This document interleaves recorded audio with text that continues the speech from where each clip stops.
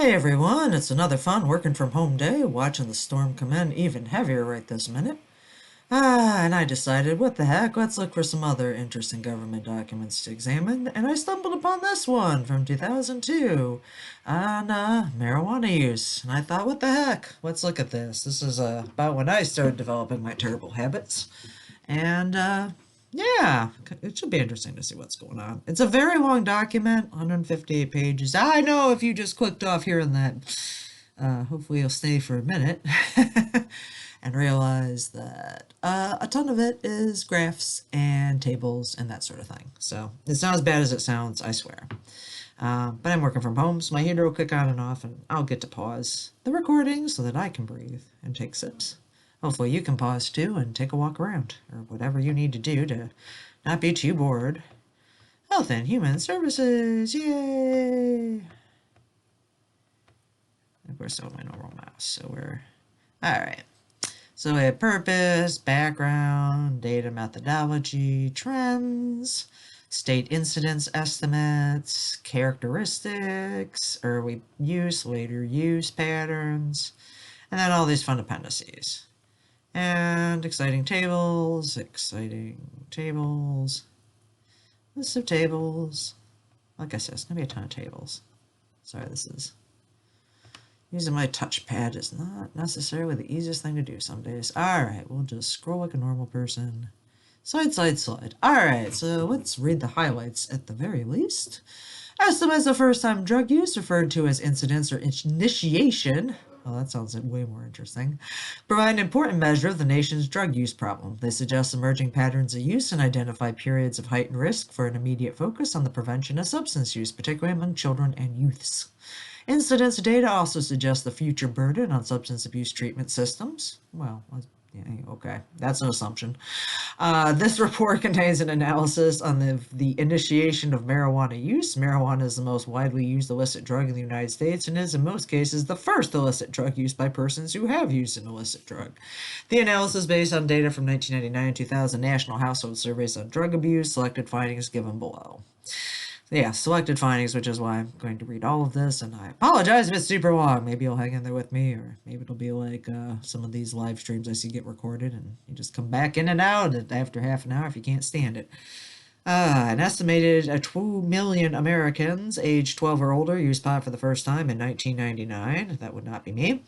This was fewer than the estimated number of new users in 1998, approximately 2.5 million, but above the 1989 and 1999 levels of 1.4 million. The rate of marijuana initiation increased during the late 1960s and early 1970s. Huge surprise. With a peak in 1976 and 77, 21 per 1,000 potential new users. After that period, the rate of new marijuana use decreased to 8.5 in 1990, followed by an increase of 16.8 in 1996, then a decrease to 13.6 in 1999. The trend in marijuana incidence since 1965 followed the same general pattern for men and women, although rates for women were consistently below rates for men. In 1999, the rates of new use per 1,000 potential new users was 15.5 for men and 12 for women. And just one comment on the one preceding. There's a slight decrease, and that might be due to D.A.R.E, but I also feel like the increase to 16.8 might also be due to D.A.R.E, because I was definitely one of those kids that was like, I never heard of this. Next thing you know, in fourth grade, they're teaching you all about drugs. Getting you curious. Like, what do shrooms do? Sounds great. Anyway, never done shrooms for the record. The rates of first marijuana use among American Indians, Alaska Natives were higher than for other racial and ethnic groups during the 1990s. Unlike the overall trend in rates, which showed a peak in 96, the trend for American Indians and Alaska Natives indicated a continuing increase, resulting in 46.5 per 1,000 potential new users in 1999. Wow. Okay. The mean age at first marijuana use was 19 years old. That seems about right. In the early 1970s, or 21? I don't know. I'm not sure. I'd have to go ask Dan. And decreased to 17 years in the 1990s. The trends for men and women were parallel, with men initiating at an earlier age than women on average. The average age of new marijuana users in 1999 was 16 and a half for men and 17 and a half for women. The average annual incidence rates varied slightly across different states and age groups. Colorado, Delaware, Massachusetts, New Hampshire, and Vermont were ranked in the top 10 for the overall age group 12 and older, the youth age group 12 to 17, and the young adult age group 18 to 25. New Mexico had the highest rate for the overall and youth age groups. Minnesota had the highest rate for the overall and young adult age groups, and by comparison, Louisiana had the lowest rate of recent new users for overall youth and young adult age groups. Texas and Utah had the lowest rates of recent initiation among youths and young adults. So, among recent initiates in marijuana, first use in 98 or 99, nearly 3/4 had first use between the ages of 13 and 18. More than a quarter initiated use at 14 or younger. Approximately 60% of recent initiates had used both alcohol and cigarettes prior to their first use of marijuana. About 9% had never used alcohol or cigarettes for the first time in marijuana use, and the remaining recent initiates had used either alcohol only or cigarettes only. So 16 to 14.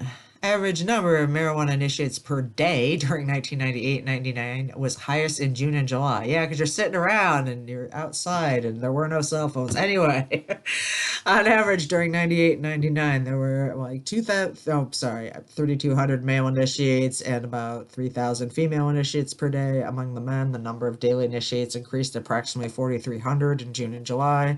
Among women, the estimated initiates per day rose to like 3,600 in July and 3,500 in January. Okay, now it's great fluctuation for the women for some reason. Maybe just because we're not as fickle about pot. I don't know. Prior use of alcohol or cigarettes was highly correlated with becoming a new marijuana user. Among persons aged 20 to 25 who had never used marijuana, those who had smoked cigarettes were an estimated 6 times more likely than non-smokers to initiate marijuana use within 1 year. Alcohol users were estimated 7 to 9 times more likely than non-users to start using marijuana within a year. Daily cigarette smoking was associated with a 2-fold increase in risk for marijuana initiation, which is interesting because I'm not a cigarette smoker. Initiation of marijuana use before age 15 was associated with a greater risk of other drug use behaviors at age 26 or older. Again, disproving. These behaviors include heroin use, cocaine use, non-medical psychotherapeutic use, daily or almost daily marijuana use, and weekly use of illicit drugs other than marijuana. And I'm just going to finish this page and pause it because I have already heard my heater come on. Initiation of marijuana use before age 15 was associated with a greater risk of illicit drug dependence at age 26 or older. Relative to adults who had initiated marijuana use at age 21 or older, which is what I recommend to let your neurons grow before you start killing them, adults who had first used before age 15 were 6 times more likely to be dependent on an illicit drug. Alright, and we'll be on to the introduction, like I said, in a minute. I can just pause this while the heater runs. So, let's check out this introduction. So, what's the purpose? Estimates of first-time drug use, referred to as incidence or initiation, provide an important measure of the nation's drug use problem. They suggest emerging patterns of use and identify periods of heightened risk for an immediate focus on the prevention of substance use, particularly among children and youths. Incidence data also suggests the future burden on substance abuse treatment systems, in theory. This report contains an analysis of the initiation of marijuana use. Marijuana is the most widely used illicit drug in the United States and is in most cases the first illicit drug used by persons who have used illicit drugs. The analysis is based on data from 1999-2000 national civil surveys on drug abuse. Overall estimates of the prevalence and rate of marijuana initiation based on combined 1999-2000 data were released in September 2001. Those results showed that, although there was a decrease in incidence from 2.6 million new users in 96 to 2 million in 99, these levels were still significantly higher than the levels in 1990 of 1.4 million. Again, I think D.A.R.E had something to do with this. I also remember, I don't know if this is the same survey we were forced to take every year, because I remember taking it like high school, and one of the questions, like it always opened with stuff about like whether or not you're going to deface library books, and then it would go into like drug use and stuff. And I was very against defacing library books, but I did not care at all if people like smoked pot. I'm like, whatever, do what you want to your body. Just leave my library books out of this. But I just remember one memorable year, I want to say it was sophomore year, when the day actually was like 420, so it's like, oh, we're going to take the National Survey about Drug Use again on 420, and I was so clueless at the time because I knew nothing. I was just like, what the heck are you even talking about? Whatever, it's Earth Day, leave me alone. Oh, so innocent in high school. Anyway, so the purpose of this report is to present a more in-depth analysis of incidence rates among population subgroups, demographic characteristics, and of recent initiates and consequences of early marijuana initiation. Yeah, losing all ambition. My, it is coming down out there. It looks like a snow globe in Michigan right now. Specifically, this report has 4 objectives: estimate incidence rates and trends of use, provide state-specific incidence estimates, identify characteristics and predictors of recent marijuana initiates, and examine the relationship between early marijuana use and later drug use patterns. The report is organized into 7 chapters, 2 appendices. Chapter 2 describes the data source, measures the key study variables and statistical methods. Chapter 3 presents incidence rates and trends of marijuana use based on combined 1999-2000 computer-assisted interviewing data. Chapter 4 summarizes incidence rates by state using small area estimation methods, and Chapter 5 examines social demographic characteristics of recent marijuana initiates and predictors of initiation. This chapter also examines the relationship of marijuana initiation with school status, employment, and marital status among those aged 18 to 25. Chapter 6 addresses the relationship between early marijuana use and later use patterns, including lifetime and past year use of heroin, cocaine, and psychotherapeutics non-medically. Heavy marijuana use, heavy illicit drug use other than marijuana, abuse of and or dependence on alcohol and other drugs, marijuana dependence, illicit drug dependence other than marijuana, illicit drug dependence, and alcohol dependence. Chapter 6 also reports findings on the relationship between the age of the onset of marijuana use and past year drug dependence among lifetime marijuana users age 26 or older who also use marijuana in the past year. So apparently they've canvassed some older folks too. Okay. Chapter 7 provides a summary of the overall findings and conclusions, discusses some implications. Appendix A discusses statistical methods and limitations of the data, describes the statistical methods for calculating incidence rates and potential biases associated with incidence estimates, and discusses the change in measures of substance use initiation and its impact on incidence rate calculation. The Appendix B provides standard selected area tables, population estimates, and Appendix C provides selected questionnaire pages from the surveys on demographic and marijuana questions. So maybe that'll trigger some memories. Go down on Appendix C later.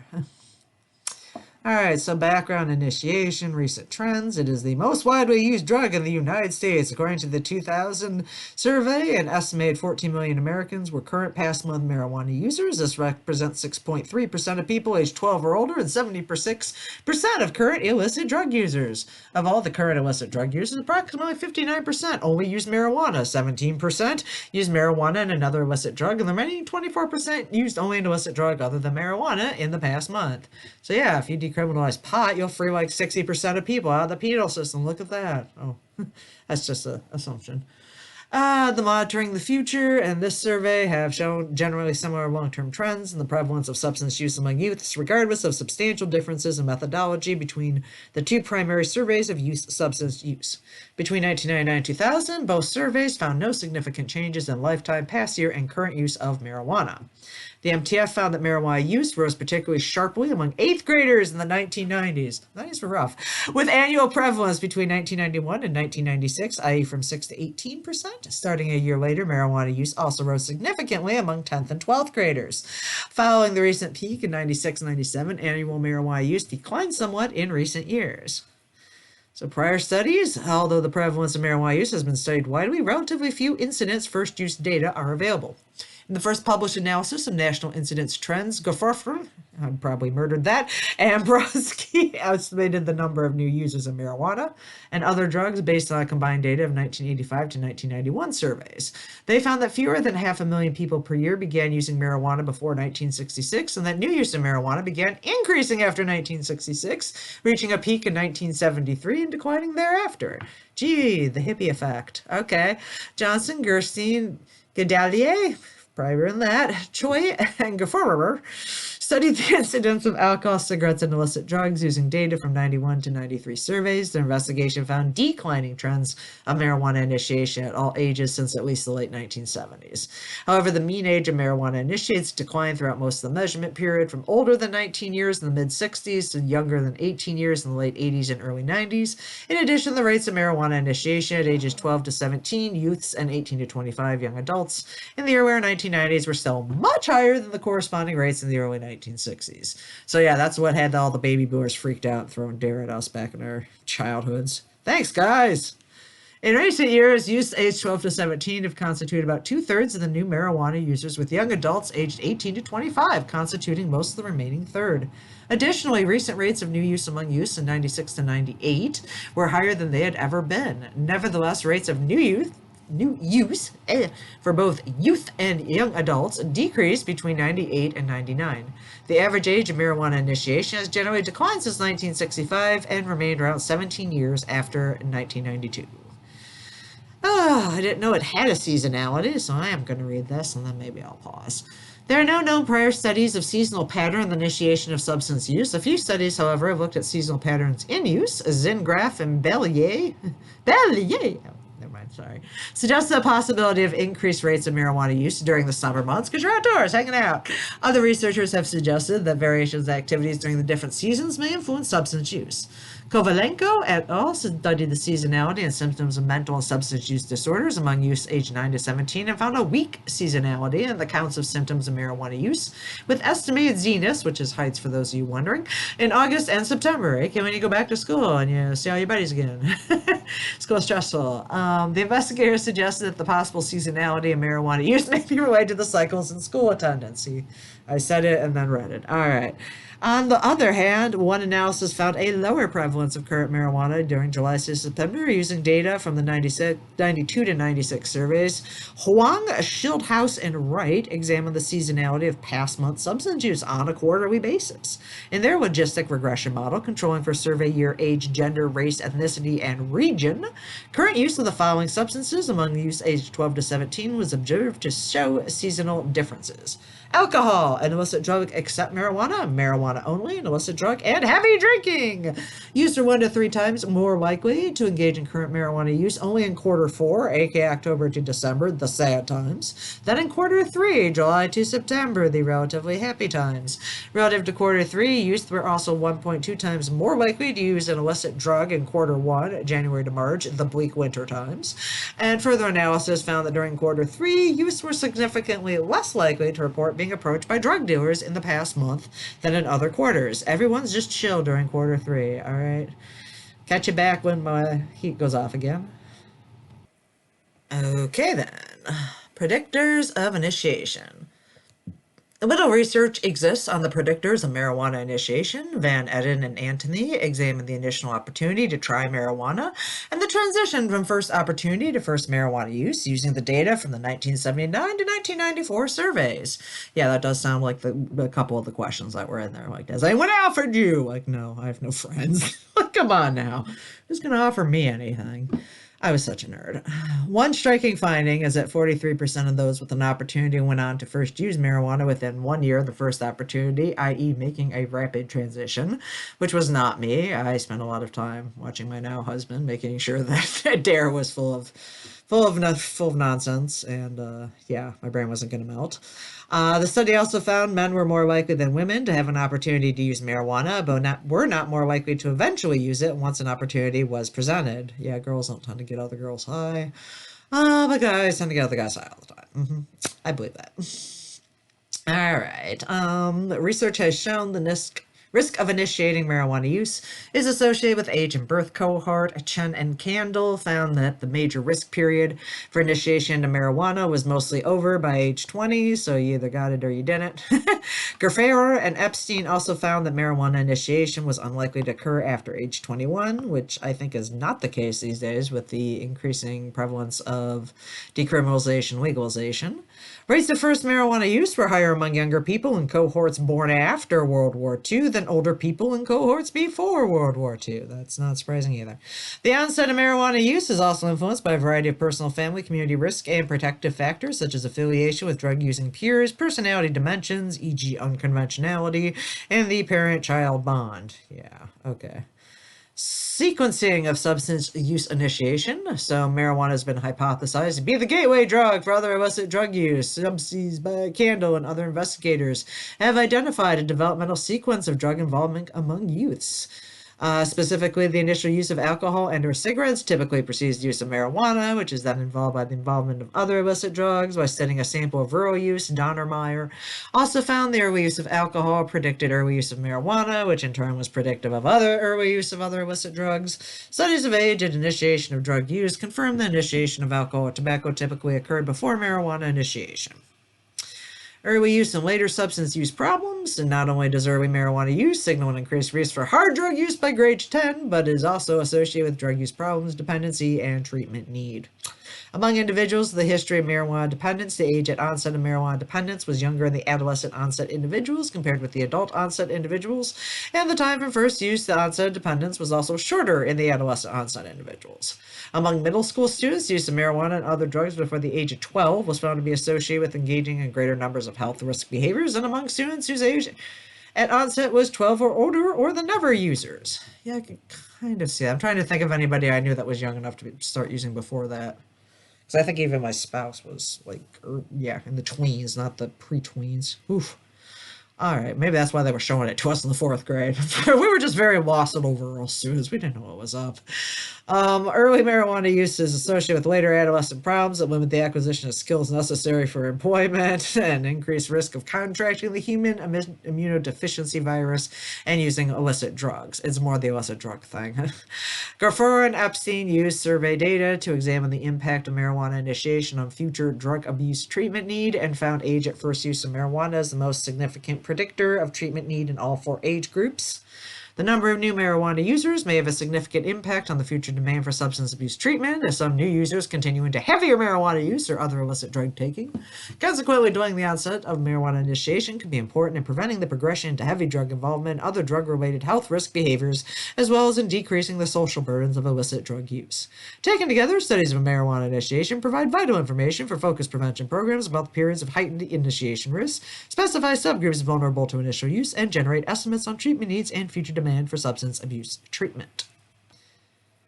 So, data and methods. The National Household Survey, which I'm just going to call the survey, on drug abuse is the primary source of statistical information on the use of licit, as in legal, and illicit, as in illegal, by the U.S. population aged 12 or older. Conducted by the federal government since 1971, the survey collects data by administering questionnaires to a representative sample of the population through face-to-face interviews at their place of residence. Oh no, this did not happen to me. This was definitely a fill-out survey in the school.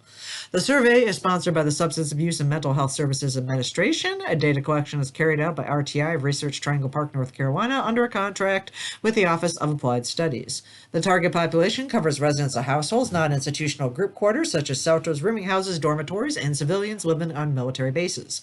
Persons excluded include homeless people who do not use shelters, active military personnel, residents of institutional group quarters, such as prisons and long-term hospitals. Survey is conducted through January through December of each year.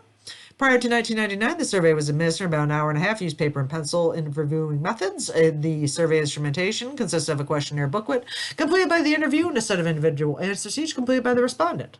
All substance use questions and other sensitive questions appeared on the answer sheet, so the interviewer was not aware of the respondent's answers. Less sensitive questions, such as demographics, occupational status, household size, and composition, were asked aloud by the interviewer and recorded in the questionnaire booklet.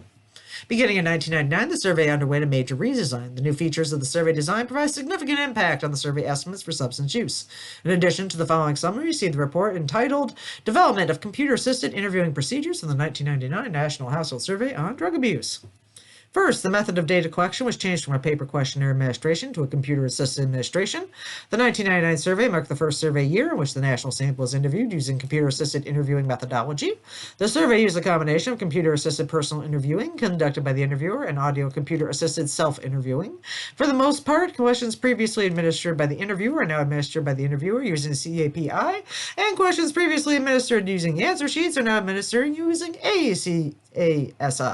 The CAI method has many advantages over PAPI, including more efficient collection and processing of data and improved data quality. Use of ACASI is designed to provide the respondent with a highly private and confidential means of responding to questions and should increase the level of honest reporting of illicit drug use and other sensitive behaviors, unless you have people like me that like to mess with surveys.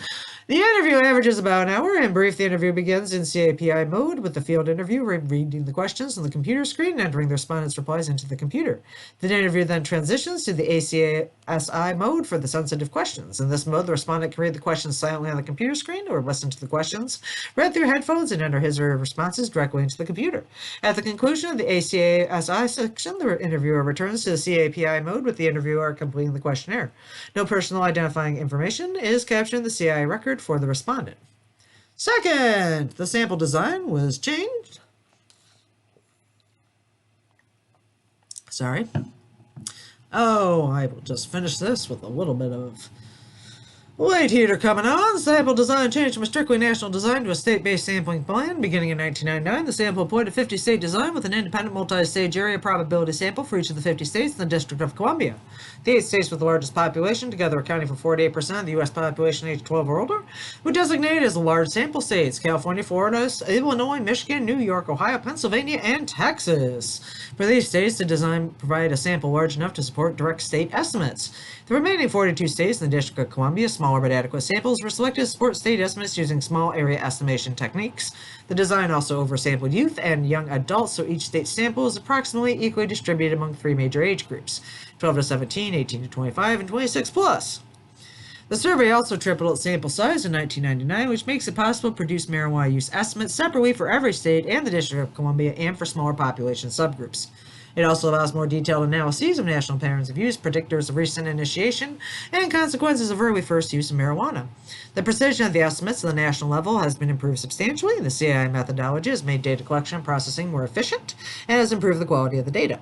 However, because of the major differences between the CAI and PAPI methods, it is not appropriate to compare the 1999 and 2000 CAI estimates of substance use with earlier survey estimates in order to assess changes over time in substance use. In addition, the sample expansion had unaffected effects on some of the aspects of data collection. In-depth analyses of these methodological issues are described in another report. And third, beginning in 1999, the questionnaire allows for collecting year and month first use of recent initiates. In addition, the questionnaire call record provides the date of the interview. Exposure time to substances can be determined in terms of days and converted to an annual measure. Having data about exact dates of birth and first use allows person time of exposure to a drug during the targeted period to be determined.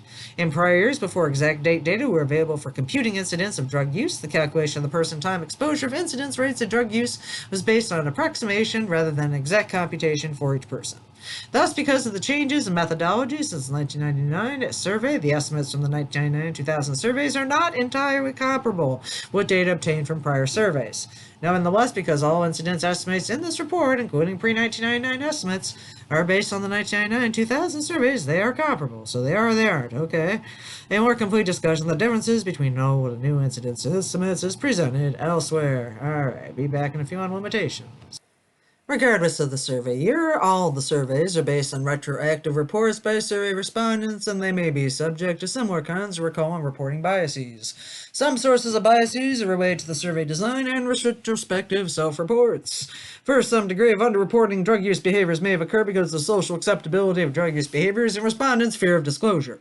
Prior studies showed that underreporting of drug use among youth in their homes may be substantial. Self-report data are also influenced by memory and recall errors, including recall decay, aka the tendency to forget events that occurred a long time ago, and forward telescoping, the tendency to report an event occurred more recently than it actually did. These memory errors would both tend to result in estimates for earlier years, i.e. 1960s and 70s, that are downwardly biased because of recall decay, and estimates for later years that are upwardly biased because of telescoping. Second, the survey target population focused on civilian, non-institutionalized household residents. Although it includes almost 98% of the U.S. population aged 12 and older, some population subgroups may have different drug use patterns are excluded, such as active military personnel, people living in institutional group quarters, and homeless persons not living in identifiable shelters. Thus, the generalizability of the findings of the excluded subgroups is limited. Further, the estimates for drug use should be considered conservative. Yeah, okay. Maybe you overestimate. Did you ever consider that? No, of course not. Third, there is a potential bias associated with differential mortality because some individuals who were exposed to the risk of first drug use in the historical periods shown in the tables died before the 1999 survey was conducted. This bias is probably very small for analyses of recent marijuana initiation. Fourth, marijuana incidence trends based on survey data may be biased. Johnson, Gerstein, and Reszynski concluded that marijuana incidence trend from the survey may be biased because the reporting of initiation declines as the length of time between initiation and survey increases. However, their analysis did not address very recent estimates, which could be biased because they reflect recent drug use and because they're heavily biased on the reports of adolescents who, always totally tell the truth about how recently they use drugs. Appendix A presents estimates for cocaine, heroin, and marijuana use based on single years of survey data in order to better understand the size of the biases and to assess the reliability of estimates for recent years. This analysis shows that marijuana initiation rates appear to have small biases. The analysis sample. So a total of 66,706 respondents age 12 or older completed the 1999 survey, and a total of 71,764 respondents completed the 2000 survey. Analysis samples report vary depending on specific objective of the chapter. The full sample of 99 and 2000 CAI data was used to estimate trends in the incidence of marijuana use as well as state-level incidence rates. The characteristics of recent initiates were examined in a sample consisting of individuals who started to initiate marijuana use in 1998 and individuals who had never used marijuana prior to 1998 in the 1999 survey, as well as 1998 and 1999 initiates and individuals who had never used marijuana prior to 1998 in the 2000 survey. The analysis of seasonality was based on all marijuana users who were asked the month of first use, questioned, and reported it. These users reflect persons interviewed during 1999 and 2000 who initiated marijuana either at their current age or at 1 year less than their current age. Although this captures some imitation occurring in 1997 and 2000, it primarily represents 1998 and 1999 initiation. So, the sample for the analysis of predictors of recent initiation was restricted to 1998 marijuana initiates and individuals who had never used marijuana prior to 1998 in the 1999 survey, as well as 1999 marijuana initiates and individuals who had never used marijuana prior to 1999 in the 2000 survey. Using this sample allows the analysis to reflect the population that had never used marijuana at a point in time and model the transition from non-use to use over a one-year time period. For the analysis of the relationship between early use and later drug use patterns, the sample included all lifetime marijuana users, age 26 or older in 1999 and 2000 CAI data. Because the 1999 questionnaire did not fully represent the criteria in the fourth edition of the DSMV, the analysis of substance dependence and/or abuse was conducted on data from the 2000 survey. A subset of the analysis investigated whether the risk of substance dependence and/or abuse was greater for early initiates than late initiates among lifetime marijuana users who used it in the past year. The analysis sample is based on lifetime marijuana users age 26 or older who had also used marijuana in the past year. So, some fun measurements and terms. This section describes the survey measures and definitions of the following study variables. First, marijuana use, social demographics, cigarettes, alcohol, heavy use of illicit drugs, dependence on alcohol, abuse of other drugs. So first, marijuana use. Estimates of first use, incidence, or initiation of marijuana use based on the following questions: age of first use, year and month of first use for recent initiates, respondent date of birth, and interview date. By using this information, along with editing and imputation where necessary, an exact date of first use was determined for each marijuana user. Recent marijuana initiates were defined as persons who reported their first use of marijuana occurred during 1998 or 1999. Age of first marijuana use was defined as self-reported age of first use of marijuana and was grouped into 4 categories: 14 and younger, 15 to 17, 18 to 20, 21 and older. So for social and demographic variables, a range of social and demographic variables was included in the 1999-2000 surveys. Age of respondent was defined as age at time of interview. In the predictor analysis, age was defined as age on January 1st, 1998. Yep, I remember that date a whole heck of a lot. Not that date specifically, but they were always like on January 1st. Anyway, in the 1999 survey, and age on January 1st, 1999 in the 2000 survey, race and ethnicity was coded in the following categories: non-Hispanic whites referred to as white people, non-Hispanic blacks referred to as black people, anyway, Hispanics, non-Hispanic American Indians, Alaska Natives, non-Hispanic Asians, Pacific Islanders, Native Hawaiians, and non-Hispanic persons reporting more than one race. Level of education for 18 to 25 was categorized into 4 groups: school dropouts, high school students, high school graduates, and college students or graduates. A school dropout is defined as an individual age 18 to 25 who had completed less than the 12th grade, reported not being currently enrolled in school, and did not have a high school degree or take an equivalency exam, aka the General Equivalency Diploma, GED. So employment status for 18 to 25 years old only was categorized into employed persons, full-time, part-time, not employed persons, unemployed individuals, students, or others. Not employed persons in this age group primarily consist of students. Marital status was categorized in 2 groups: never married and ever married. 18 to 25-year-olds only. Population density was grouped into 3 categories: large metropolitan, small metropolitan, and non-metropolitan. Large metropolitan areas had a population of 1 million or more. Small metropolitan, population of less than 1 million. Non-metropolitan were areas outside metropolitan statistical areas. Residential region was categorized in 4 regions: Northeast, Midwest, South, and West. Northeast region has 9 states: Connecticut, Maine, Massachusetts, New Hampshire, New Jersey, New York, Pennsylvania, Rhode Island, and Vermont. Midwest has 12 states: Illinois, Indiana, Iowa, Kansas, Michigan, Minnesota, Missouri, Nebraska, North Dakota, Iowa, South Dakota, Dakota, and Wisconsin. The South region has 16 states, as well as the District of Columbia, Alabama, Arkansas, Delaware, Florida, Georgia, Kentucky, Louisiana, Maryland, Mississippi, North Carolina, Oklahoma, South Carolina, Tennessee, Texas, Virginia, and West Virginia. And the West region has 13 states, Alaska, Arizona, California, Colorado, Hawaii, Idaho, Montana, Nevada, New Mexico, Oregon, Utah, Washington, and Wyoming.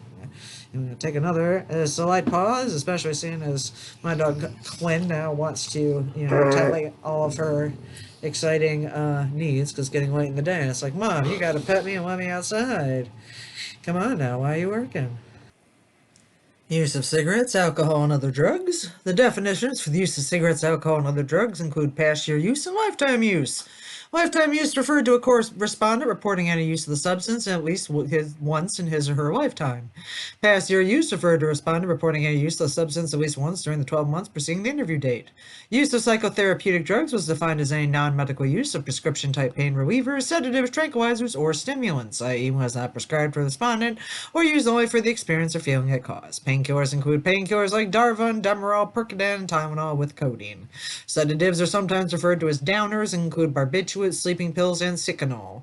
Tranquilizers include anti-anxiety drugs such as Librium, Valium, Ativan, and Meprobamate. Never heard of that. Stimulants are called uppers, and speed include amphetamines and Preludin.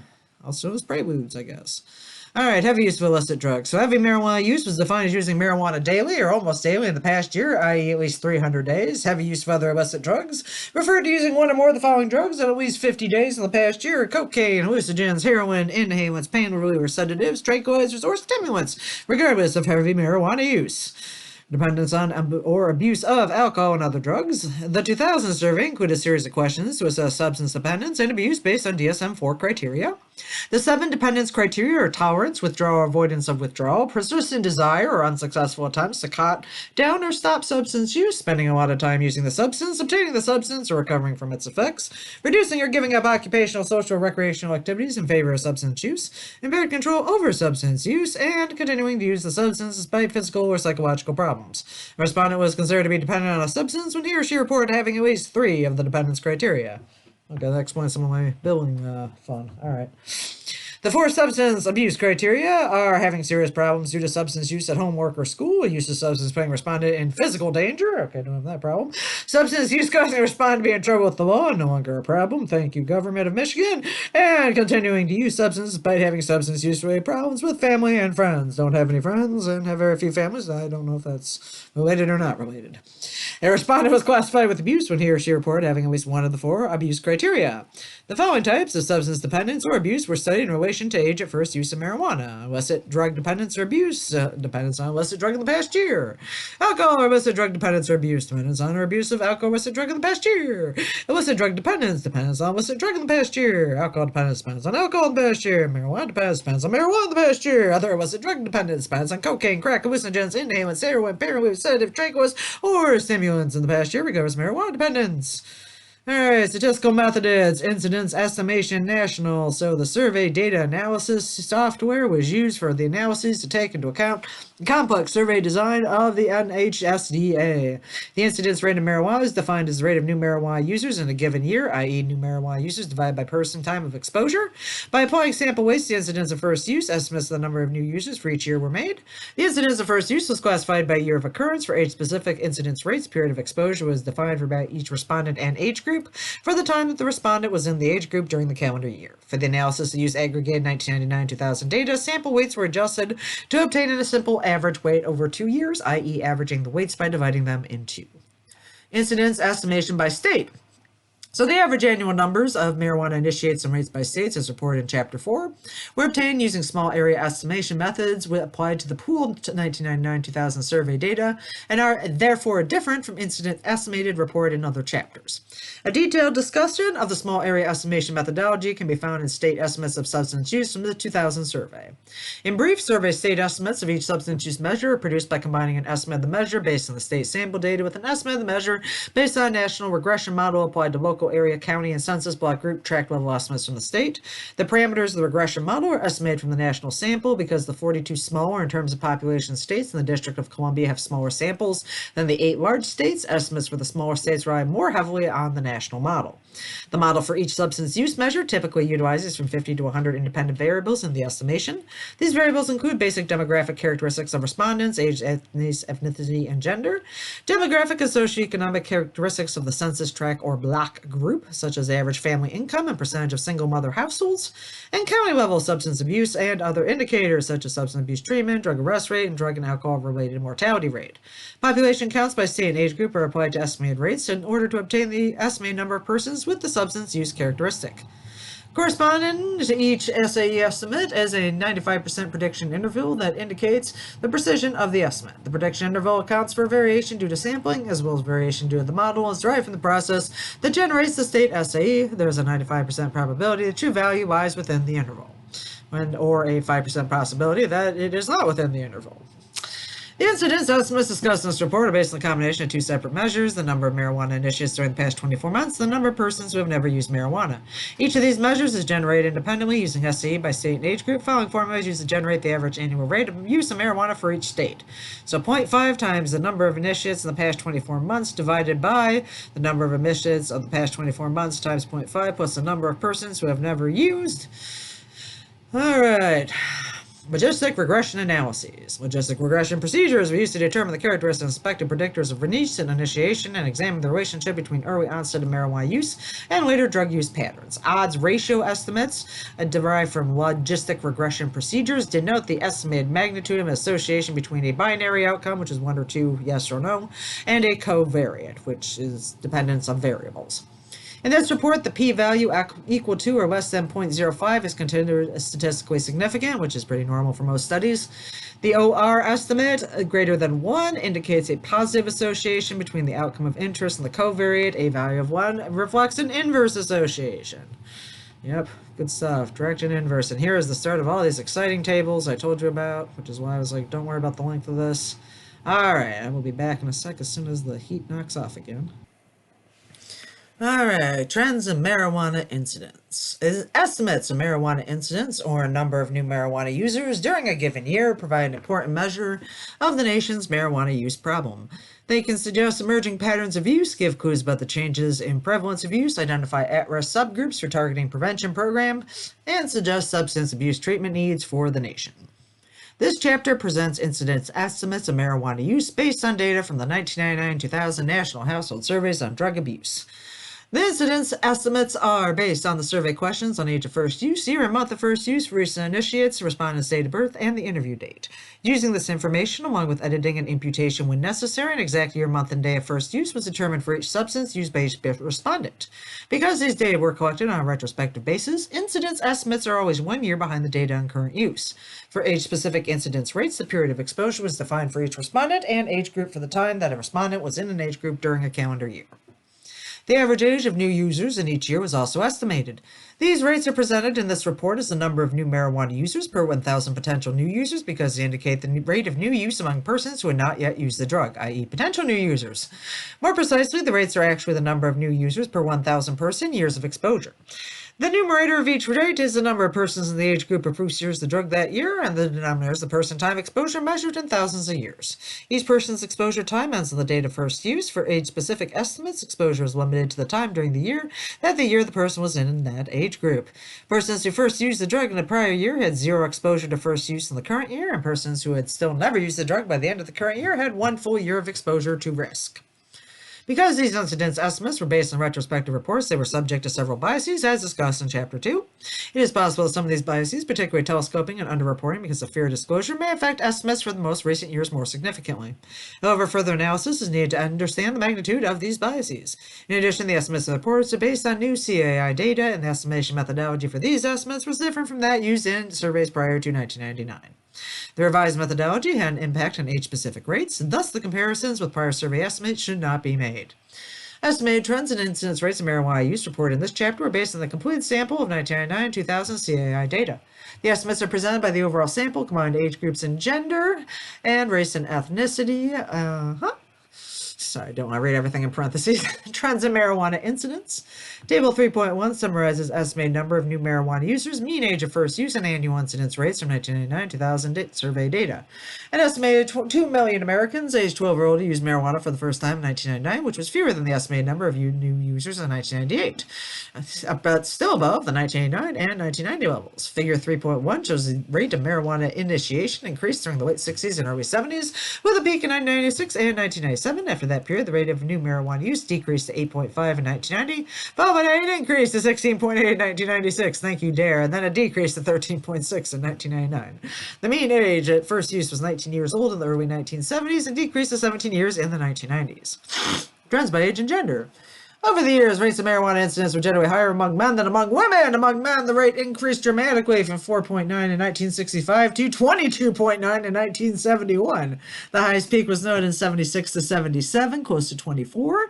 After the late 1970s, incidence rate for men declined to around 10 in the late 1980s, followed by a period of increase in the 90s to 19.3 in 1997.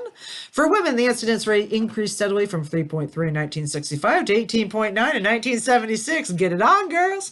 Similar to the pattern of men, the rate was lower during the 1980s, followed by an increase during the early 1990s. The most recent peak for women was in 1996 at 15.5. For both genders, the rate in 1999, 15.5 and 12.1 respectively for men and women, was lower than the rate in 1996 to 98.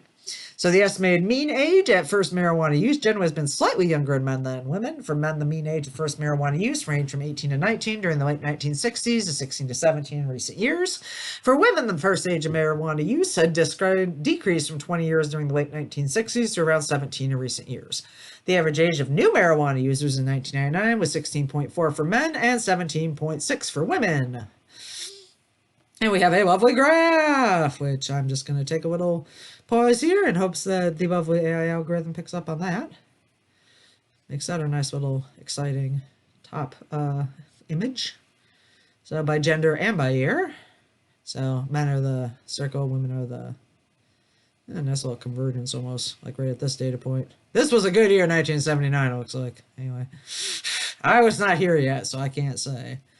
Detailed data on age and gender-specific incidence rates are summarized in Table 3.4. The data indicate trends of incidence rates peaked in different periods for use and adults. Among youth age 12-17, annual incidence rates reached peaks during the late 1970s and late 1990s, and the pattern was similar for both genders. Among adults, particularly men, a peak rate of initiation was reached during the late 1960s, with rates remaining high throughout the 1970s before dropping significantly in the 1980s.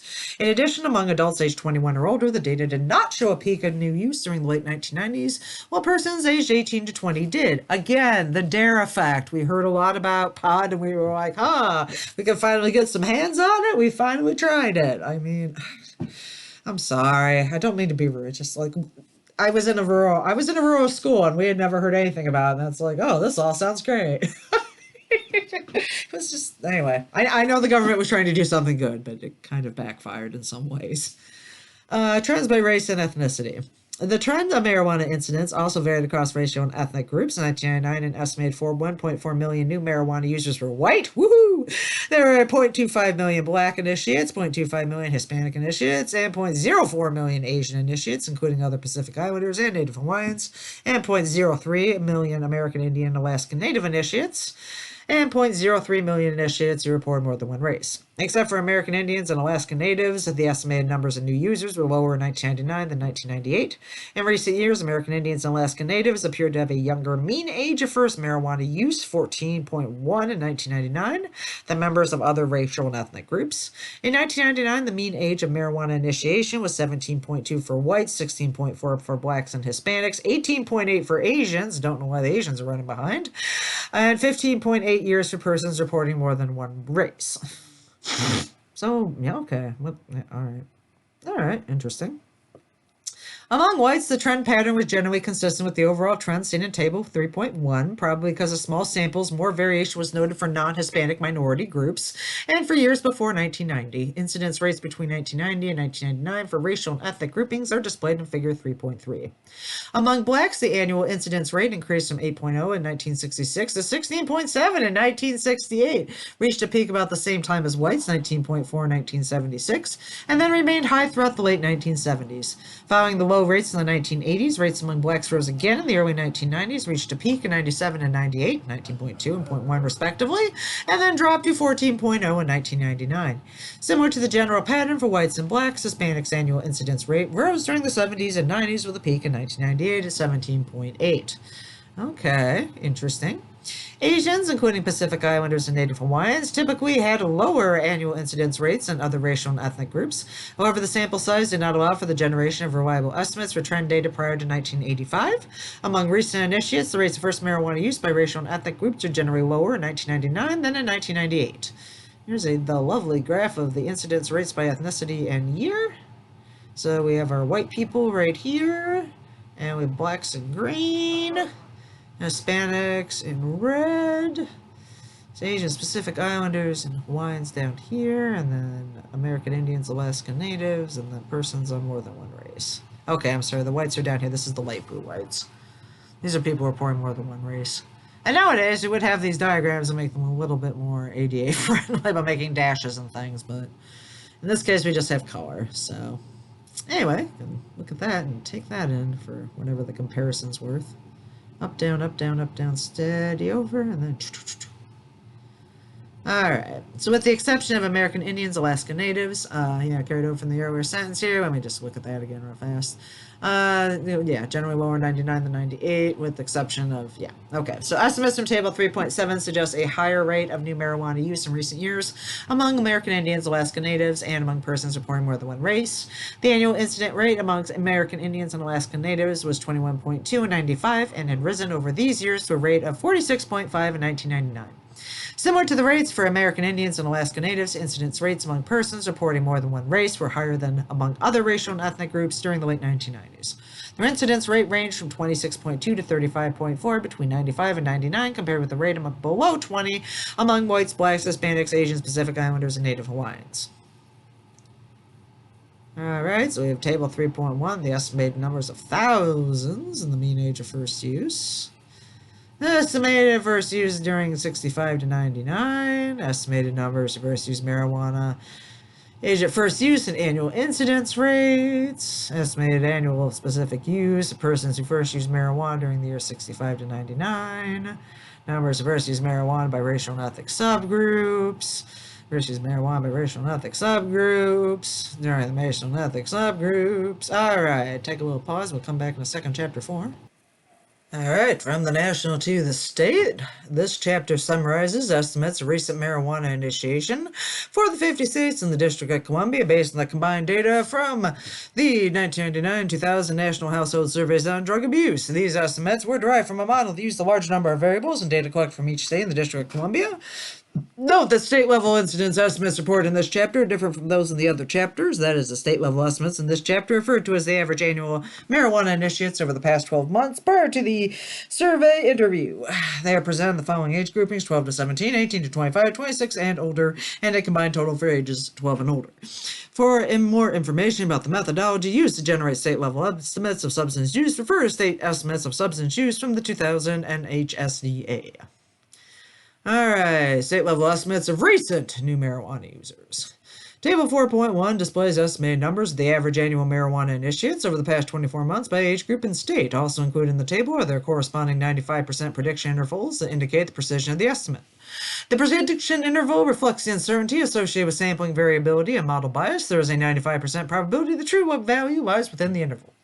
Overall, the combined 1999-2000 surveys estimated there were approximately 2.3 recent new marijuana users annually. On average, there were an estimated 1.2 million recent marijuana initiates aged 12 to 17, 0.9 million recent initiates aged 18 to 25, and 0.1 million recent initiates aged 26 and older. These averaged annual numbers of recent new marijuana users varied by states. Estimated average annual rates of first use of marijuana over the past 24 months, associated 95% prediction intervals by age group and state, are summarized in Table 4.2. Among all persons aged 12 or older, were an estimated 1.5 marijuana initiates per 1,000 potential new users annually. The average annual incidence rate was about the same for youth 12-17, 6.1, and young adults aged 18 to 25, 5.5, while it was very low, 0.1 among adults aged 26 and older.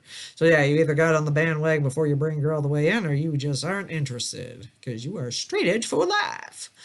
The average annual incidence rates varied slightly across different individual states, and the pattern distributions also differ by age group. The chapter's figures maps display the ranking of these incidence rates by state for all respondents age 12 and older, and for two young age groups, 12 to 17, age 18 to 25. The color of each state on the maps indicates how the state ranks relative to other states. States can fall into 1 of 5 groups according to their ranking. Those states with the highest incidence rate are colored red. Those with the lowest incidence estimates are white. Approximately 10 states are included in each group. In some cases, a group may contain more or fewer than 10 states because the estimate is the same for 2 or more states in that group. It should be noted that some prediction intervals around state-level estimates are fairly sizable, which means that some estimates that appear to be different from each other may not be statistically significant. In particular, states with lower rates of recent first use tend to have wider confidence intervals than those with higher rates, which means they are less predictable. You can't say that with as much statistical predictability. So the 10 states with the highest overall rates of new recent marijuana users were as follows: Alaska, Colorado, Delaware, Massachusetts, Minnesota, New Hampshire, New Mexico, North Dakota, Vermont, and Wisconsin. The 10 states with the lowest overall rates of new marijuana users were Alabama, Arkansas, Florida, Indiana, Louisiana, New Jersey, New York, Pennsylvania, Virginia, and West Virginia. The 9 states with the highest rates of recent new marijuana users, aged 12 to 17, were as follows: Arizona, Colorado, Delaware, Hawaii, Massachusetts, Nevada, New Hampshire, New Mexico, and Vermont. The 10 states with the lowest rates of recent marijuana initiatives, aged 12 to 17, were Alabama, District of Columbia, Idaho, Louisiana, Mississippi, New Jersey, Pennsylvania, Texas, Utah, and Virginia. And we have all these lovely maps, and once again, we'll just hope the AI picks this up. Yeah. We're in the orange. We're kind of high, but we are not as high as some other places.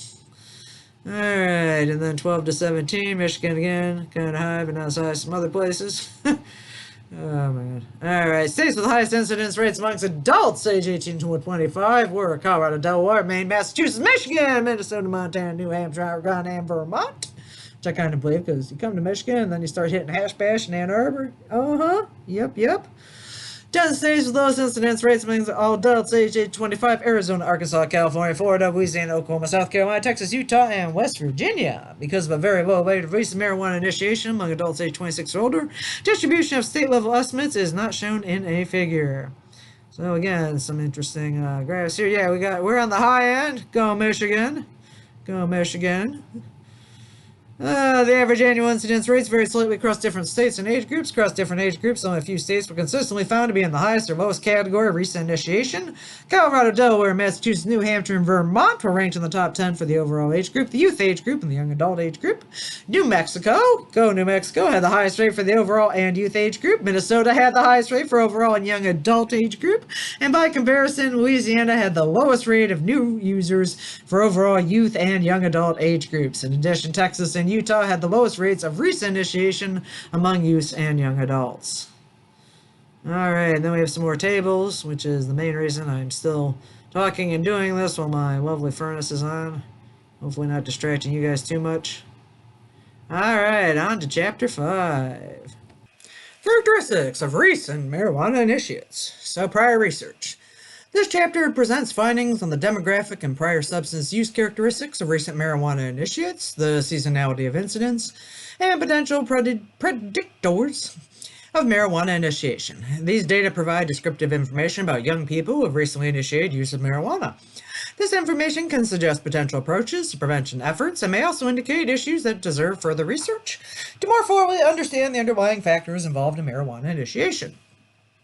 Little prior research has been conducted on the characteristics and predictors of marijuana initiation. Most research on correlates is focused on use, not initiation. Factors associated with marijuana initiation include individual personality characteristics, adverse family factors, lower level of parental attachment, low parental monitoring, definitely not my case, parental substance use, and peers' influences. Rates of first marijuana use are also influenced by demographic characteristics and by prior use of illicit substances. Men tended to initiate marijuana use earlier than women. However, younger cohorts of women appeared to initiate marijuana at earlier ages than older cohorts. Onset of marijuana use was also strongly correlated with age. The rate of marijuana initiation remained relatively flat up to about 13 years of age and increased over the succeeding 5 years.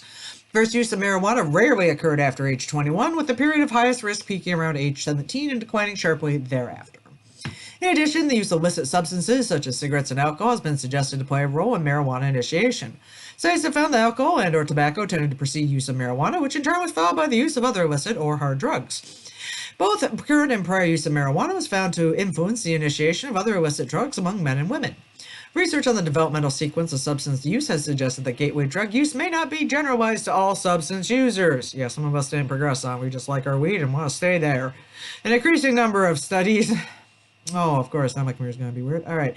An increasing number of studies have reported racial ethnic differences in rates of substance initiation, including marijuana. These observed differences have been suggested to be associated with different family and or cultural factors, or with differential availability of substances and parental attitudes towards substance use. Newmick, Steisner et al. Found that African American students had a relatively lower prevalence of tobacco use, but a higher prevalence of marijuana use than students of other racial and ethnic groups. Gilmore et al. Reported that initiation rates of gateway drugs differed by race, ethnicity, and gender. They found that among fifth graders, white students reported higher rates of initiation of alcohol and tobacco than black or Asian students.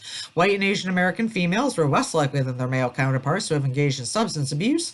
However, black females are more likely than black males to have used tobacco, alcohol, and marijuana. So the black girls get down.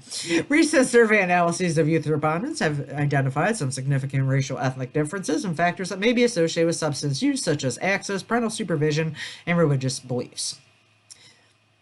Similarly, descriptive 1999 survey estimates of persons aged 20 to 25 have suggested that neither cigarettes nor alcohol appear to be a compelling trigger for subsequent marijuana use, because there was no fixed pattern of progression from cigarettes or alcohol to marijuana at the national level. Yes, we finally found the truth.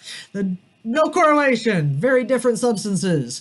In fact, a large proportion of persons aged 20 to 25 reported never using marijuana, and only 1/3 reported either starting with cigarettes or going on to marijuana, or starting with alcohol and then going on to marijuana.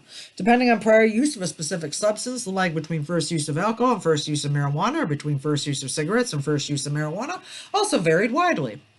Prior to this report, there was no data on seasonality of marijuana initiation. Few available data suggests a potential seasonality of marijuana use. The analysis of data from reports of arrests found a seasonal fluctuation, with the highest marijuana arrest rates during the summer months, peaking in June and July, and the lowest arrest rates in the winter months. Okay, we're basing this on arrest rates, which, I'm sorry, that could just be cops are happy or patrolling the beach where the reggae artists hang out, okay? It's cold in the winter. I live in the north. And pretty much I think arrests drop in the winter anyway, possibly. Alright, just a thought. Kolovenko et al. Conducted a cross-sectional study to determine when the symptoms of marijuana use and other psychiatric disorders were highest over a 12-month period.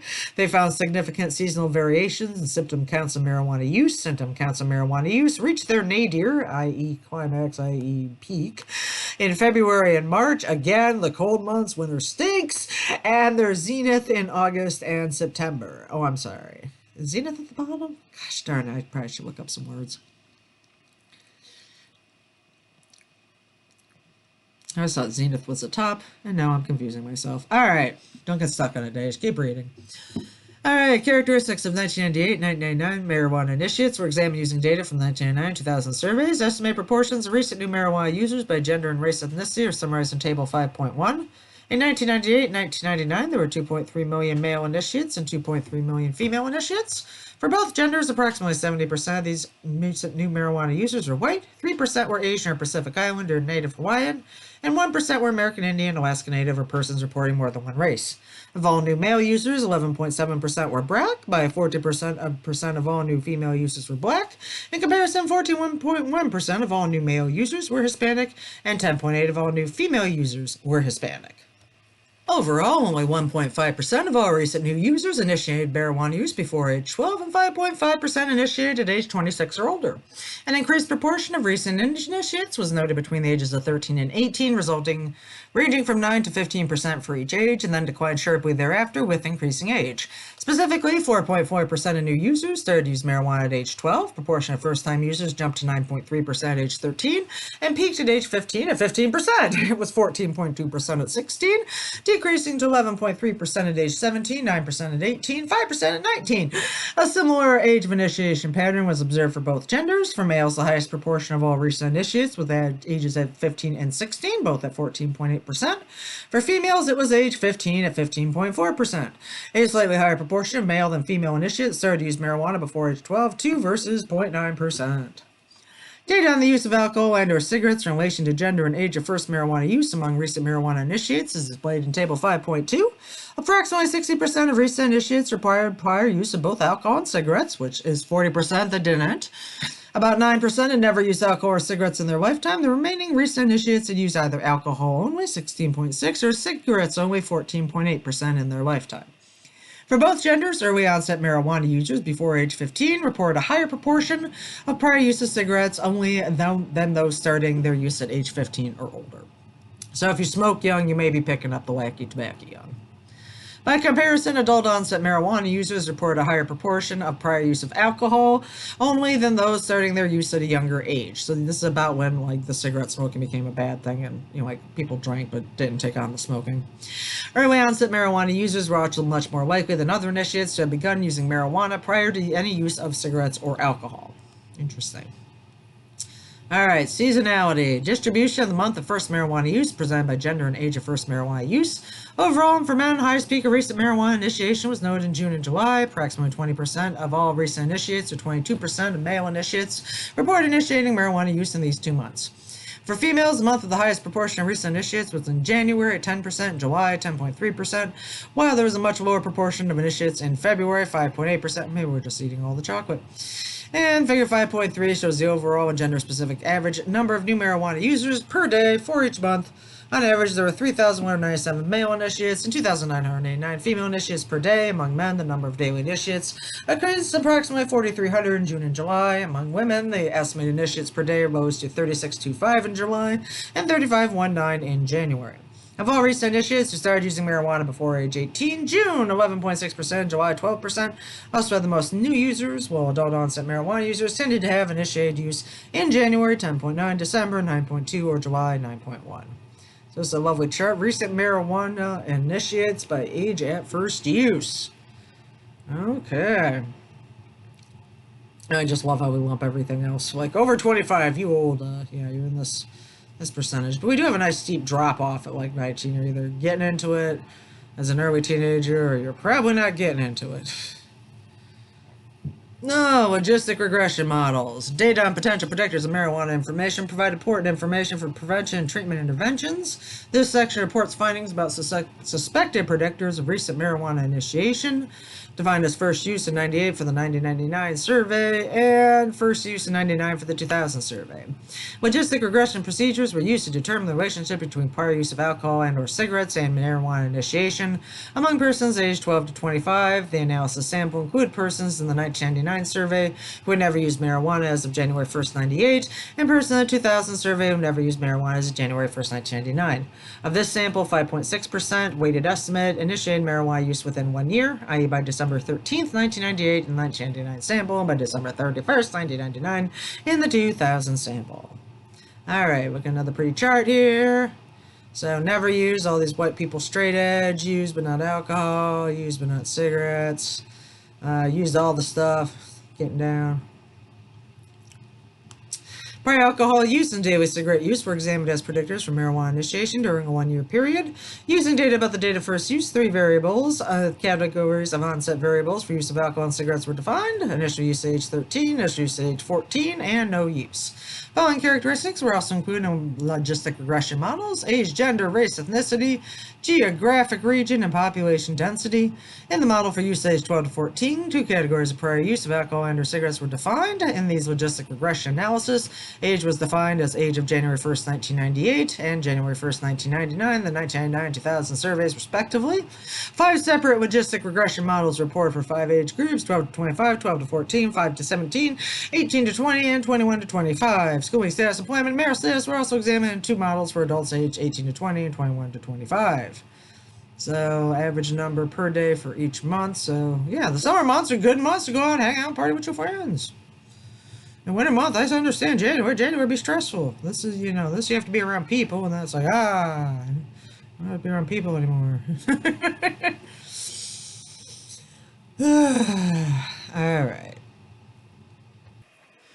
Results for persons aged 12 to 25. Adjusted odds ratios of recent marijuana initiation and corresponding 95% confidence intervals from a multiple logistic regression analysis of persons aged 12 to 25 are summarized in Table 5.4. The model included age, gender, race, ethnicity, region of residence, population density, and prior use of alcohol or cigarettes. Antecedent use of alcohol or cigarettes in all demographics examined in the model were found to be associated with recent marijuana initiation. Consistent with the literature and the descriptive analyses, the odds of becoming a new marijuana user are relatively low among persons aged 21 to 25, compared with those under to age 21. Relative to adults aged 21 to 25, youth aged 17 or younger had particularly increased odds of initiating use. In this model, men were only slightly more likely than women to initiate marijuana use. Whites, Hispanics, Asians, or Pacific Islanders or Native Hawaiians relative to blacks had decreased odds of starting to use marijuana, while American Indians or Alaska Natives are more likely than blacks to do so. There was no significant difference in the odds of marijuana initiation between blacks and persons reporting more than one race. Persons living in the West were significantly more likely than in other U.S. regions to become initiates. Go Colorado! Increased rates of new use also were more likely among persons living in either large or small metropolitan areas than those in non-metropolitan areas. In addition, prior use of alcohol or cigarettes was highly associated with becoming a new marijuana user. Regardless of onset age, cigarette smokers are estimated 6 times more likely than non-smokers to initiate marijuana use.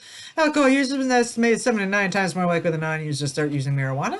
Daily cigarette smoking was associated with a twofold risk for marijuana initiation. Results for persons aged 12 to 14. Among youth 12 to 14, the odds of becoming a new marijuana user increased with increasing age. Men were estimated 1.5 times more likely than women to start using marijuana. Black youth had greater odds of initiation than white youth, but there were no significant differences between blacks and other racial groups.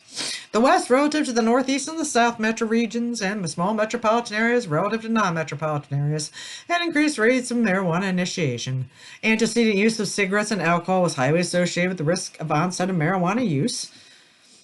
And results persons aged 15 to 17. Age is a continuous variable is associated with a decreased risk of marijuana initiation. The adjusted logistic regression model of use age 15 to 17.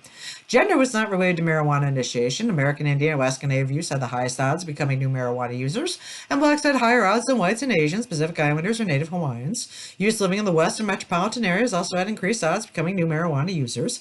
Consistent with the model for youth age 12 to 14, prior use of alcohol or cigarettes signaled elevated odds of marijuana initiation. Regardless of the age group of onset, adjusted ORs of marijuana initiation were around 6 for any alcohol or cigarette use and 2 to 3 for daily cigarette use. Results for persons aged 18 to 20, aka older people. Among young adults aged 18 to 20, increased age is associated with decreased risk of marijuana initiation. In this adult age group, education, employment, and marital status were also included in the logistic regression model.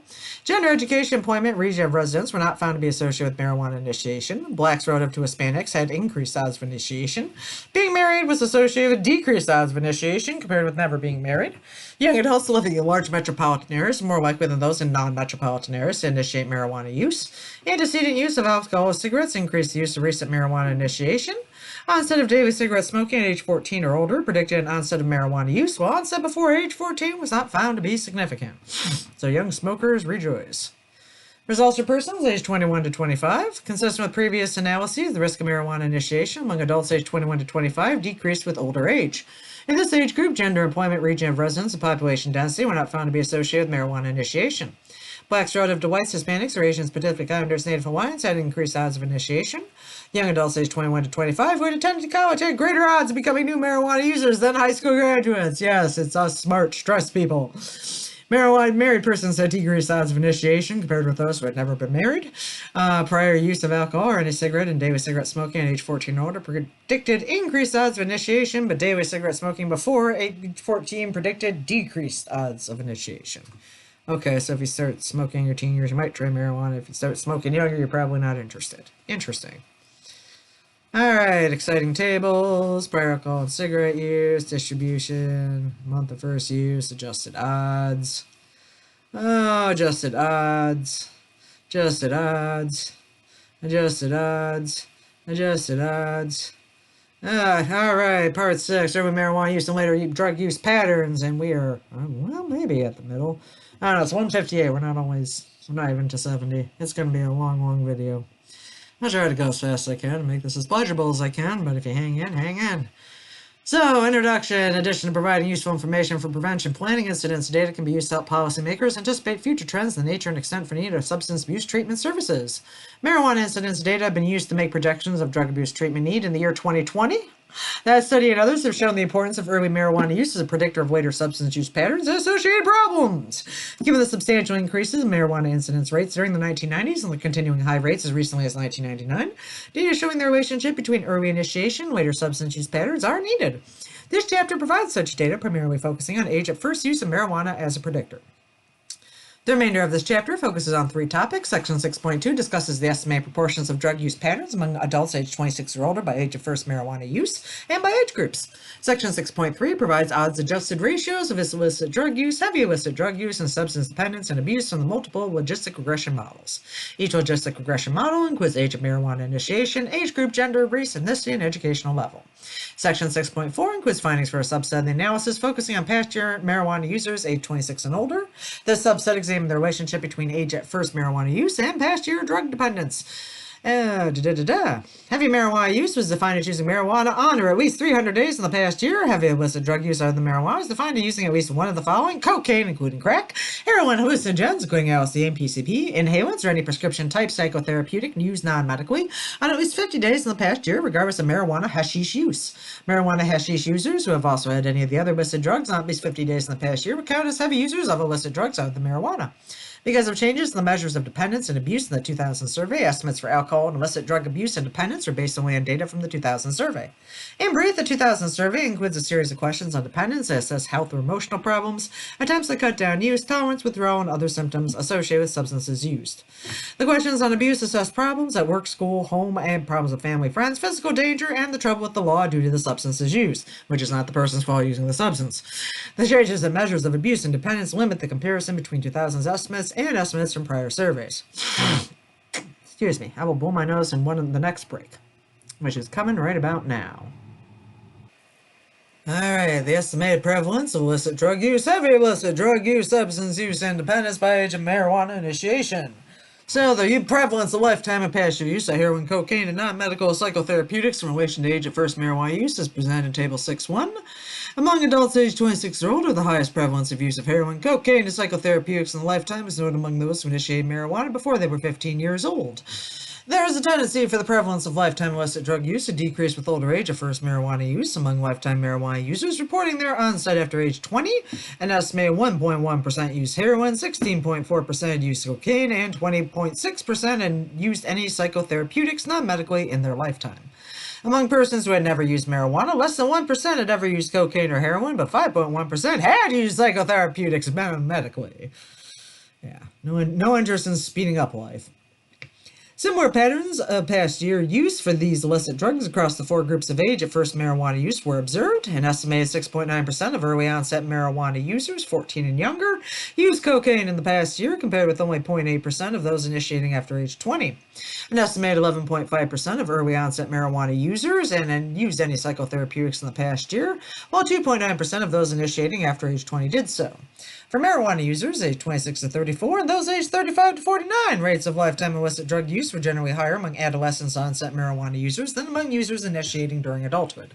Because of the low prevalence of other illicit drug use among marijuana users aged 50 or older and very low proportions of past year heroin use across all 3 age groups, less than 1%, the relationship between the use of these illicit drugs and the onset age of marijuana use was less clear for them. Yeah, we don't know what's going on with the older folks.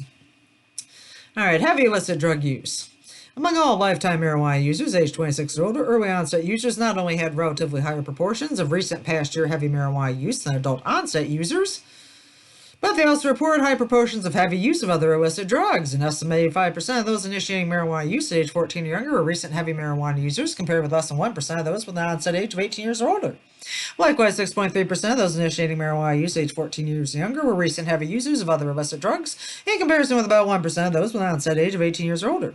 A similar pattern was also observed among 2 age groups of marijuana users. There was an insufficient number of heavy illicit drug users among the older age group, i.e. 50 or older, to allow for such a comparison. Less than 1% of adults who have never used marijuana report heavy use of other illicit drugs. And we have another nice pretty graph of the prevalence of lifetime use of heroin, cocaine, and psychotherapeutics among adults aged 26 or older by age of marijuana initiation. And nobody gets interested in heroin. Yeah, if you're 14 and younger, you might try some cocaine or other stuff, but definitely drops off like a rock. And then we also have this level 1 for heavy marijuana use. Another illicit use from 1999 and 2000. So again, 14 and younger, otherwise drops like a rock. Alright, substance dependence and or abuse. The estimated past-year prevalence of dependence on and abuse of alcohol or illicit drugs by age of first use of marijuana is summarized in Table 6.3. Overall, among those aged 26 to 49, prevalence rates of dependence on or abuse of an illicit drug and prevalence rates of dependence on or abuse of either alcohol or an illicit drug rise among those who had started to use marijuana at age 14 or younger. An estimated 6.2% of those initiating marijuana before age 15 abused or were dependent on an illicit drug in the past year, compared with only 1.3% of those initiating marijuana at age 21 or older. Similarly, 18% of early onset before age 15 marijuana users were classified with dependence on or abuse of either alcohol or an illicit drug, in comparison with 7.6% of those who first used marijuana after age 20. So again, another happy little diagram. Yep. Drops off like a rock, drops off like a rock, drops off not so much like a rock.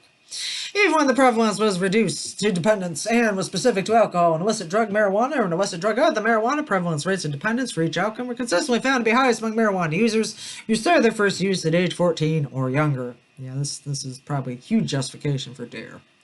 Among adults who had never used marijuana, the prevalence of past-year alcohol and or illicit drug abuse and dependence was very low, and only about 0.2% of them were classified with dependence on or abuse of illicit drug, and 0.9% were dependent on alcohol. In addition, there was a tendency among those who had never used marijuana for the prevalence of illicit drug abuse or dependence to be higher among young adults aged 26 to 34, but for the prevalence of alcohol dependence to be slightly higher among persons aged 35 to 49. The older you get, the more you like the alcohol. Multiple logistic regression models, the estimated strength of associations of age of first marijuana use with the use of other illicit drugs and or recent substance dependence and abuse was determined via multiple logistic regression procedures. Each logistic regression model also included age, gender, race, ethnicity, and educational level, adjusted ORs, and denoting the estimated association that were derived from multiple logistic regression procedures are discussed in this section. Adjusted ORs for the use of heroin, cocaine, and psychotherapeutics among lifetime marijuana users aged 26 or older, deploys in Table 6.4 and Table 6.5. Heroin.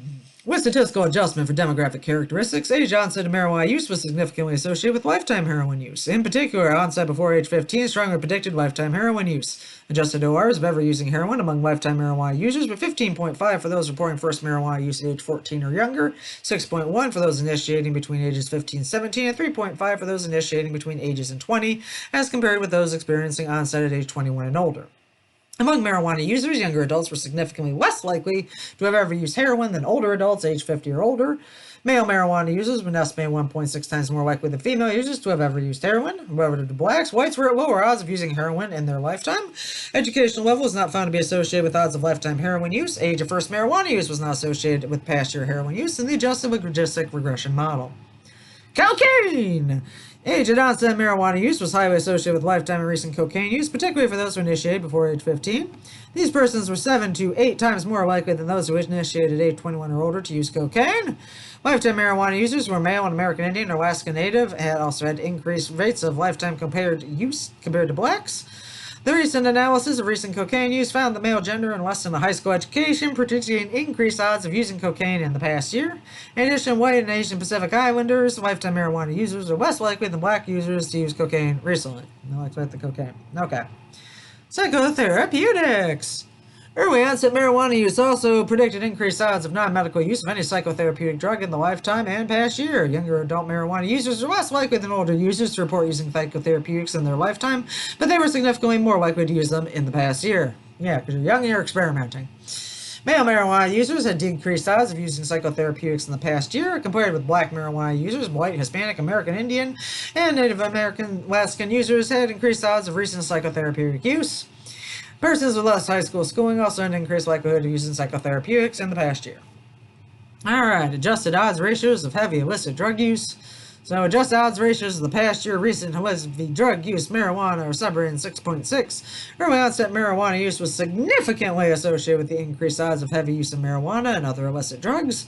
Marijuana initiation between the ages of 15 and 17 also predicted heavy use of other illicit drugs.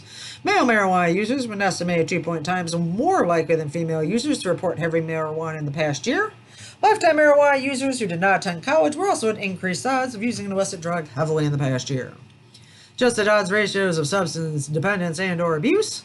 This section includes results of multiple logistic regression analyses of the following outcomes in relation to age at first use of marijuana among lifetime marijuana users age 26 and older: illicit drug dependence or abuse, alcohol illicit dependence or abuse, alcohol dependence, illicit drug dependence, marijuana dependence, and other illicit drug dependence.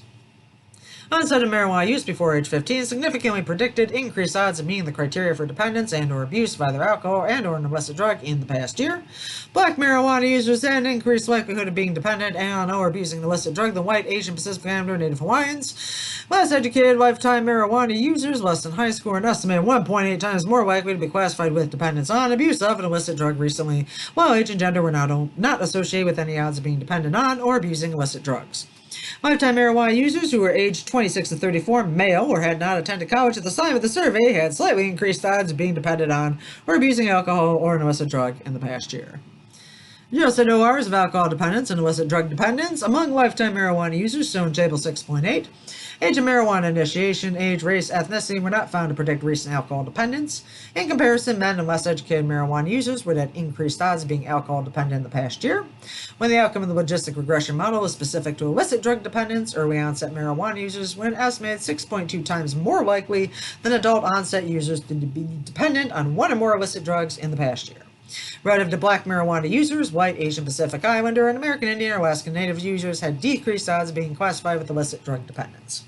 Table 6.9 further examines the estimated association between the onset age of marijuana use and recent illicit drug dependence.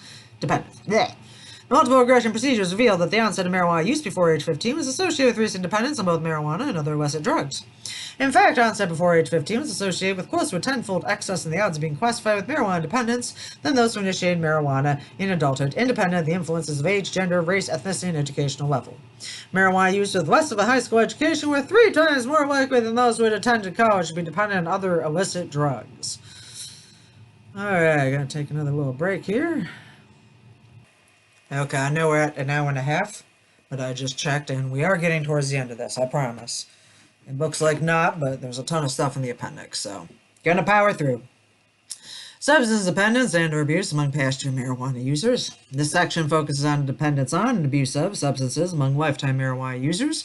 Age 26 or older also use marijuana in the past year. The analyses presented in section 6.3 demonstrate a high correlation between age of first marijuana use and subsequent patterns of substance use among adults aged 26 or older. Early onset marijuana users are clearly more likely than adult onset users to use drugs heavily and to have dependence and abuse problems later in life. However, these results do not indicate whether the higher rate of problematic use is simply because early onset users are more likely to continue using illicit drugs as they age, making them more susceptible to problems, or whether their use of marijuana at a young age is a predictor of problematic use independent of their use history.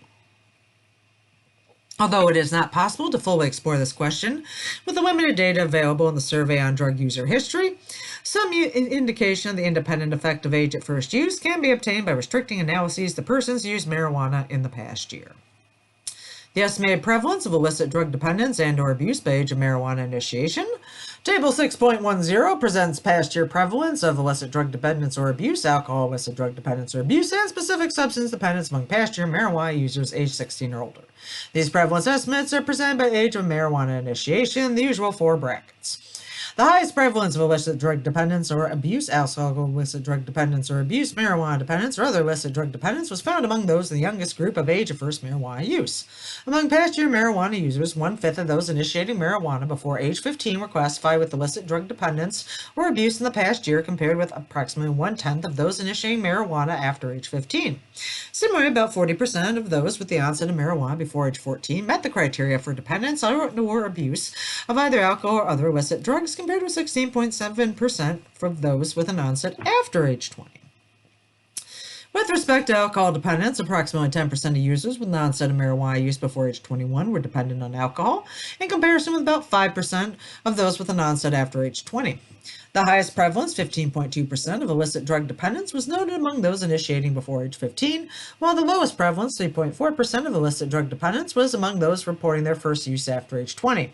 Approximately 8% of those with an onset between ages 15 and 20 were dependent on illicit drug.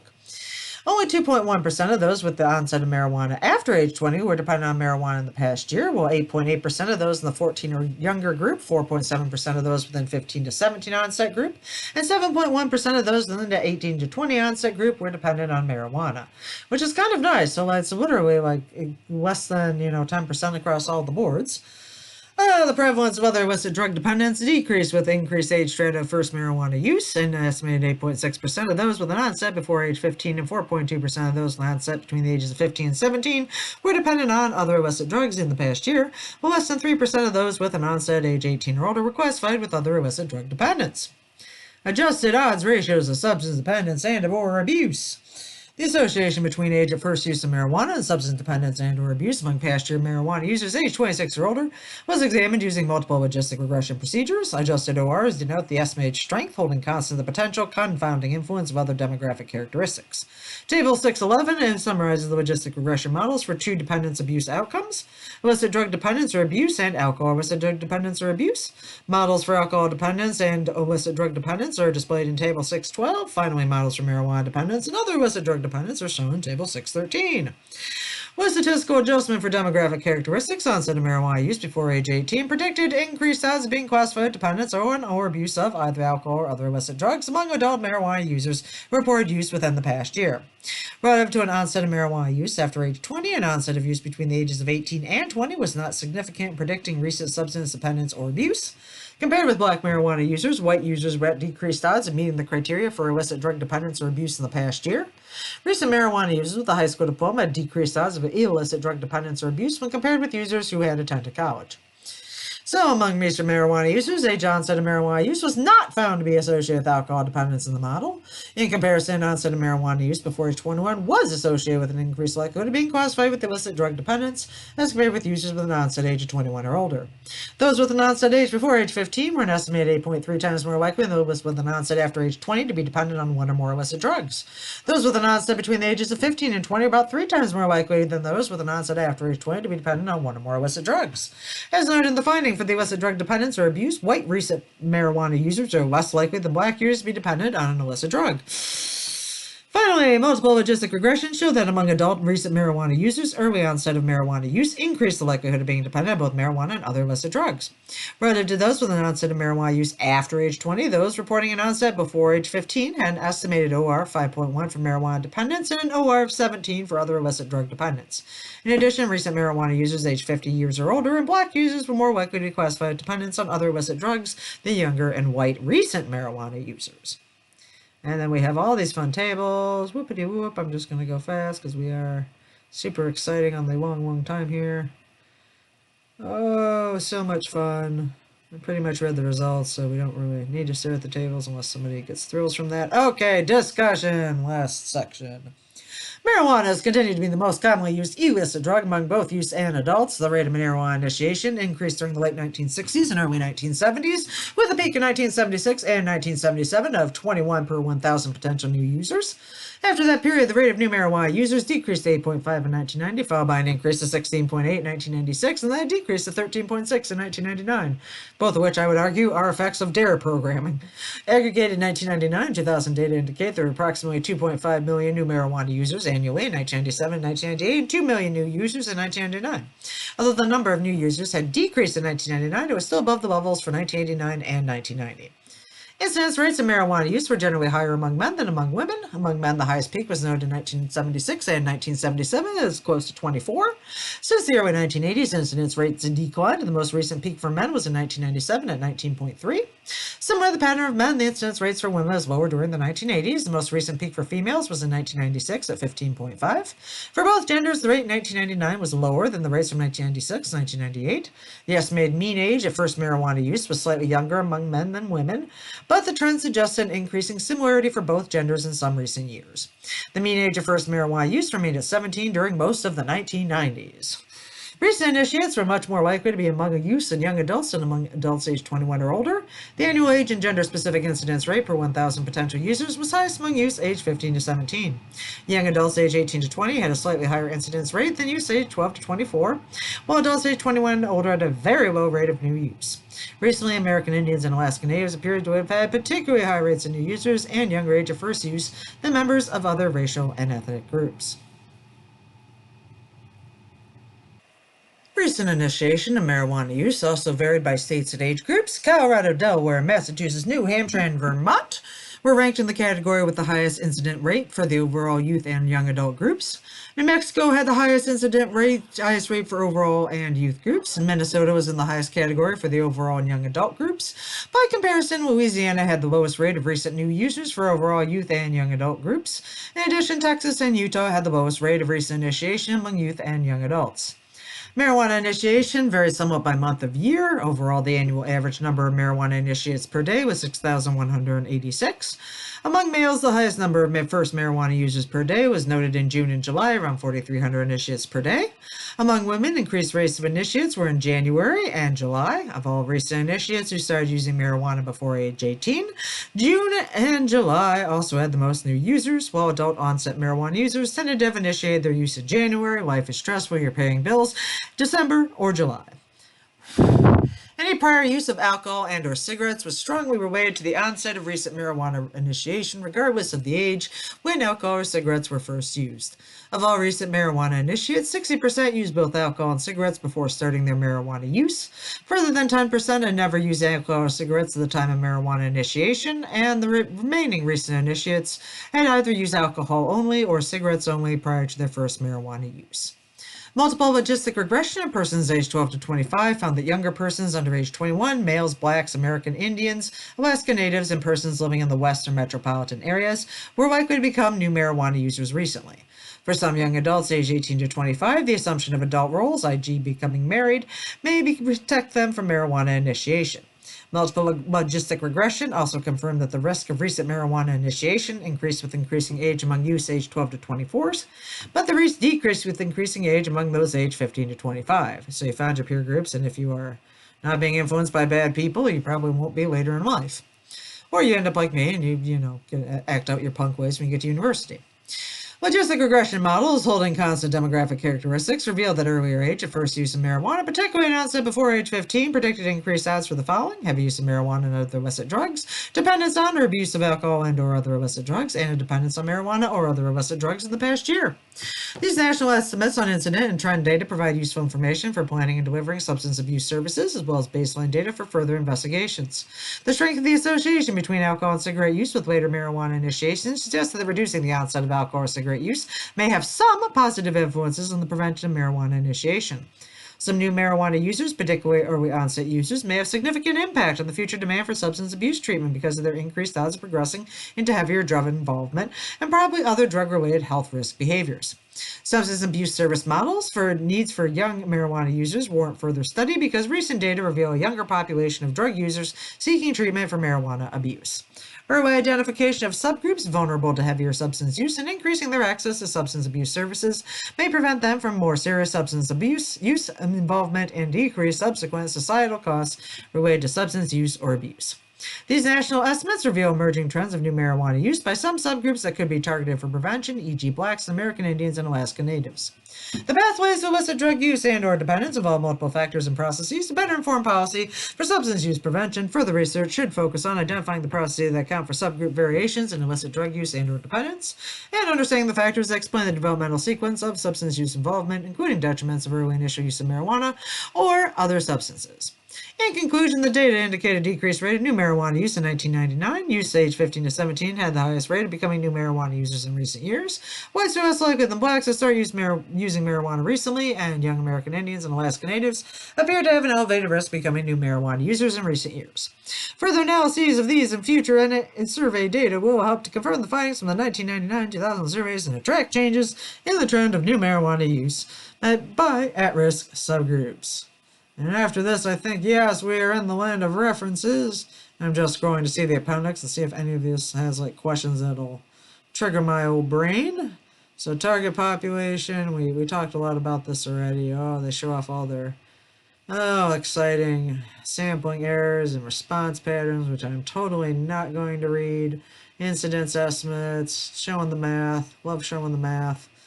I'm just kind of moving through this just to see if there's anything that catches my eye. Rate calculation methods, rate estimates, new editing and imputation procedures, questionnaire modes, summaries, all the summaries.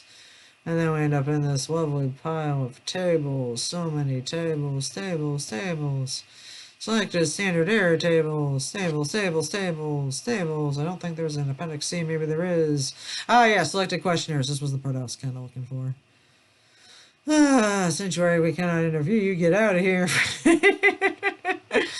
Okay, click the correct age. Can I interview you? Yada, yada, yada.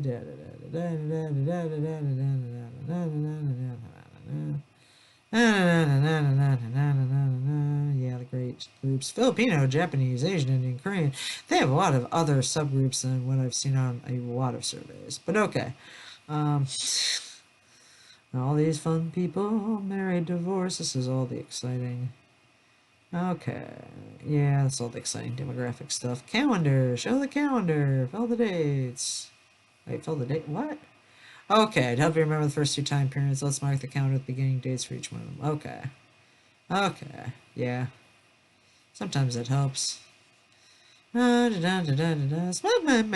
and hashish. Marijuana is called potted grass. Marijuana is usually smoked, and cigarettes called joints or in a pipe, sometimes cooked in food. Hashish is the form of marijuana. Is also called hash, usually smoked in a pipe. Another form of hashish is hash oil. Have you sensed? How old were you at the first time? It's interesting they show all the coding for this. Like, this looks like basic to me if I remember correctly. If age MG terms of Karen's interview equals this, and what month is this? Okay. If you have sat through this lovely, very, very long document with me, thank you so much for enjoying it. Okay, this is kind of what I was looking for. In the past 12 months, was there a month or more you spent a lot of time? During a month or more, you spent a lot of time getting over the effects. So the limits of how much you would use. Yeah. This does sound very, very familiar. Anybody else who got to answer these fun surveys in the 90s? Please feel free to leave a comment, because I did not realize where all this ended, all this fun data ended up. Oh, does it have less of an effect? Are you getting a tolerance you want to try and cut down? No. Do you use it every time? Did you stop it? Did you have you thought through? Does it cause problems with your nerves? Do you have physical problems? Is it causing you to have physical problems? And you're not doing important stuff? Are you, like, doing bad in school? Are you doing something where it puts you in physical danger? Can you do stuff that gets you in trouble with the law? Oh my gosh. Alright, well, that has been a very, very, very, very, very long presentation of this lovely work from 2002 on how exactly one gets started on being a pothead. Trends, patterns, and implications. Thank you all for being here with me. Hope you enjoyed it as much as I did.